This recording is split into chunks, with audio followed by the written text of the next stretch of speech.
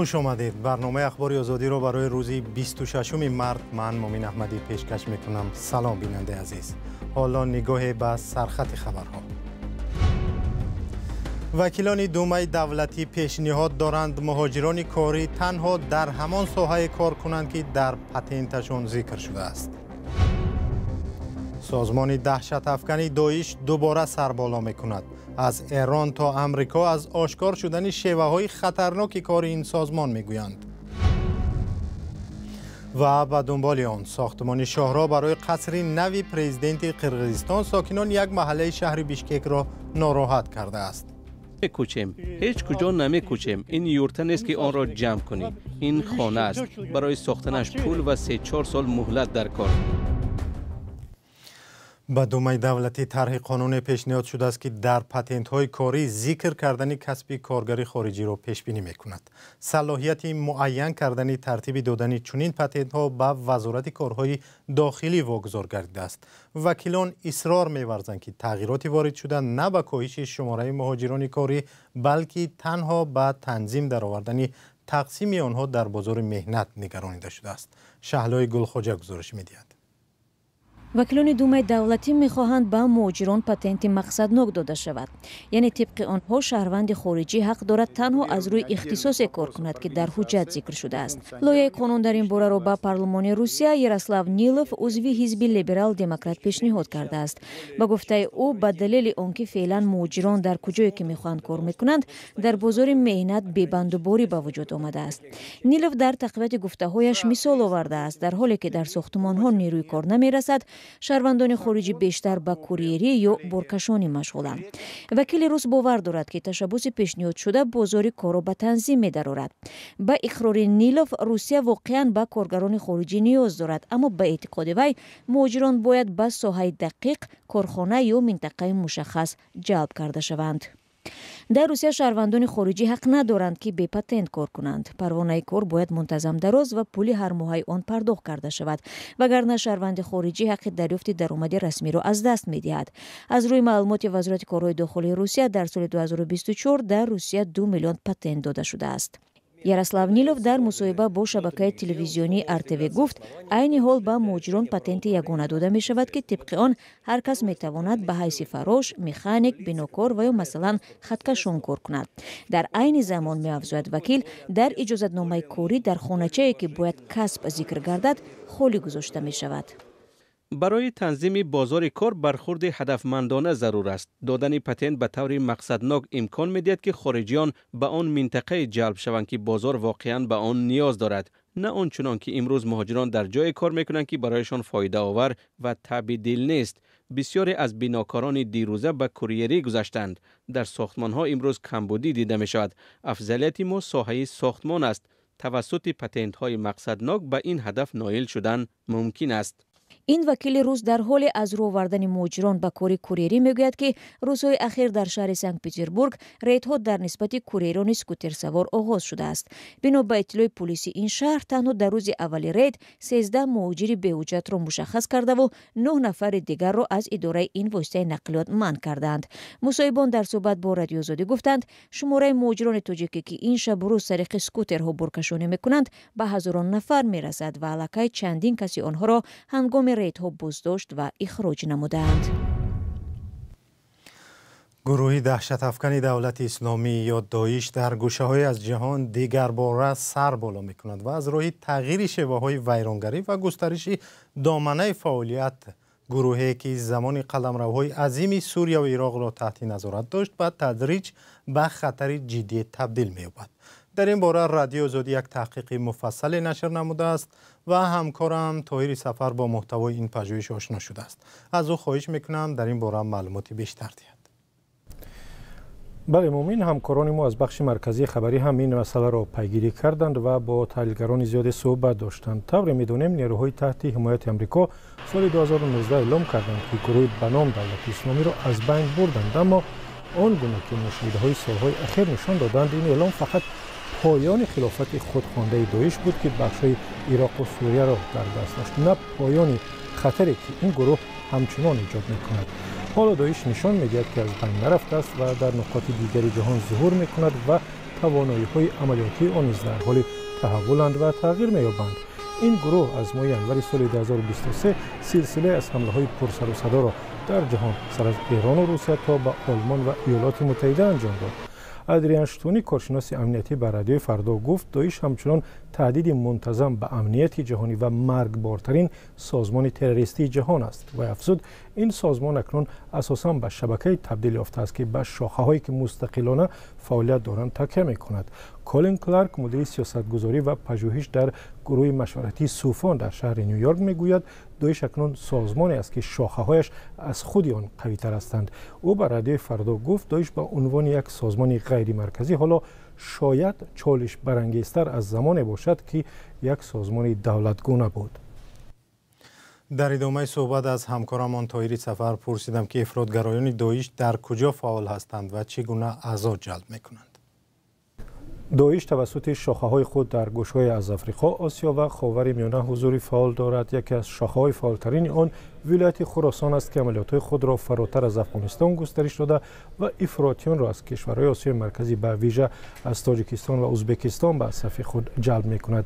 در همین حال سومالی به یک مرکز اساسی برای گسترش فعالیت‌های جهانی داعش در افریقا تبدیل شده است. با بهره‌گیری از ناامنی و بی‌بندوباری در سومالی این گروه پایگاه‌هایی را ایجاد کرده است و شبکه‌های هم برای جذب جنگجویان از افیوپیا، سودان و تانزانیا بنیاد کرده است و تبلیغات خود را با زبان‌های گوناگون به راه مانده است و جذب نیروی داعش فقط در محل‌ها صورت نمی‌گیرد بلکه به صورت آنلاین هم در جریان است. با گفته ادریان شتونی، در فضای مجازی داعش همچنان با بهره‌گیری از شبکه‌های اجتماعی و پیام‌رسان‌های رمزگذاری شده ایدئولوژی‌های خود را پهن می‌کند، مردم را افراطگرا می‌سازد، پول جمع می‌آورد، سرباز می‌گیرد و حمله طرحریزی می‌کند.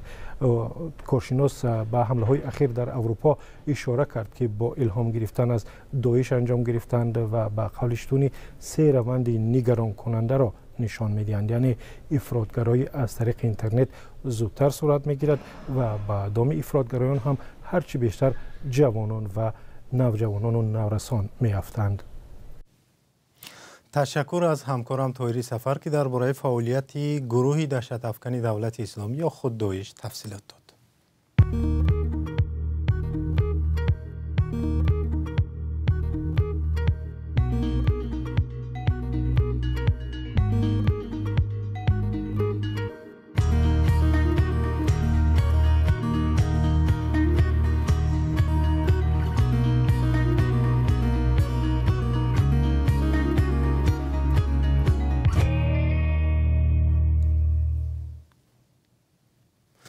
دونالد ترامپ پرزیدنت ایالات متحده آمریکا روز 25 مارس گفت که می‌خواهد سرمایه‌گذاری فدرالی دو رسانه دولتی رادیوی مردمی NPR و PBS را خاتمه بخشد. او دستور داد است که حکومت فعالیت‌های مالی این دو رسانه را تفتیش کند. در این بین یک گروه از قانونگذاران آمریکایی از دونالد ترامپ خواستند که مبلغ‌گذاری رسانه‌های بین‌المللی از جمله رادیوی آزادی را برقرار کند. تفصیلات در گزارش کیومرثی عطا. ده‌ها قانونگذار آمریکایی روز 25 مارس از دونالد ترامپ رئیس جمهوری آمریکا خواستند تا فرمان اجرایی خود را برای بستن آژانس رسانه‌های بین‌المللی آمریکا یا USAGM بیکار کند. به گفته آنها این اقدام تأثیر ویرانگر بر رسانه‌های زیر چتر این نهاد از جمله رادیوی اروپای آزاد، رادیوی آزادی خواهد گذاشت و تنها بر رقیبان آمریکا به مانند روسیه و چین، ایران و کره شمالی کمک می‌کند. نامه را بیش از 40 عضو کنگره امضا کردند. در نامه آمده است که قطع کار آژانس رسانه‌های بین‌المللی آمریکا به اعتبار و جایگاه ایالات متحده در سراسر جهان آسیب می‌رساند. مؤلفان گفتند اگر USAGM بسته شود، از گون تا مینسک و تهران میلیون‌ها نفر در جامعه‌هایی که آزادی رسانه‌ها در آن محدود است، از دسترسی به معلومات درست و واقعی محروم خواهند شد. در ادامه از رئیس جمهوری آمریکا خواسته شده است که این فرمان خود را بازبینی کند. برنامه را با گزارشی از قرقیزستان ادامه می‌دهیم. در بیشکک مقامات ساکنان یک منطقه کنار شهر را می‌خواهند از خانه‌هایشان بیرون کرده در جای این محله استقامتی راه سازند. نقشه آنها این است که در جای این محله ها به نام کرگیزیا 1 و 2 راه حکومتی وسیع‌تر ساخته شود. ولی مهمترین نگرانی ساکنان این است که به جای خانه های ویران شدهشان به آنها چیزی جبران نمی شود و گویا محله آنها در جای ممنوع شده بنیاد شده است. گزارش نسته شوریمی را همکارم خیرامان بقازاده تقدیم می کند. نوشتن که قریب 11 متر بریده شود. اگر راست باشد خانه من پره نابود می شود. من چه خیل زندگی کنم؟ کسی آگاه نکرد. هم تو آمدن نوشتند. اموربек Дубашеви 85 сола ҳафтаи гузашта хабар ёфт ки эҳтимолан бехонаву дар мемонад. Дар девори хонааш ки 20 соли умраш инҷо гузашта аст, рақами 1045 пайдо шуд. барои васеъ кардани роҳ ҳамин миқдор лозим будааст. куҷо мекӯчем? ҳеҷ куҷо намекӯчем. ин юрта нест ки онро ҷамъ кунӣ. ин хона аст. барои сохтанаш пул ва 3-4 сол муҳлат дар кор. роҳи хубу дуруст аст. боз чӣ лозим? Дубашев ва ҳамсояҳои дигараш дар маҳаллаи Киргизия 1 ва Киргизия 2 аз мақомот талаб карданд вазъро ба онҳо шарҳ диҳанд. мақомот гуфтанд беш аз 60 объект, яъне хона, девор, сохтмонҳои дигар бояд аз байн бурда шаванд. шаҳрдорӣ мегӯяд онҳо аз хати сурх убур мекунанд. сокинон ҳуҷҷат доранд ки ҳамааш қонунӣ аст. Приходят и говорят о том, что теперь на вашей территории находится линия проектирования. Подчеркну. اومدن میگویند که در جای شما خط نقشه میگذارد. اما گپ مهم این است که این خط نقشه است. این خط سرخی نیست که شهردار یا ریاست معماری میگوید. آن تا امروز قانونی نشده است. Это красная линия. И она не узаконена на сегодняшний день. дар раёсати меъморӣ аз даъвои сокинон хушнуд нестанд.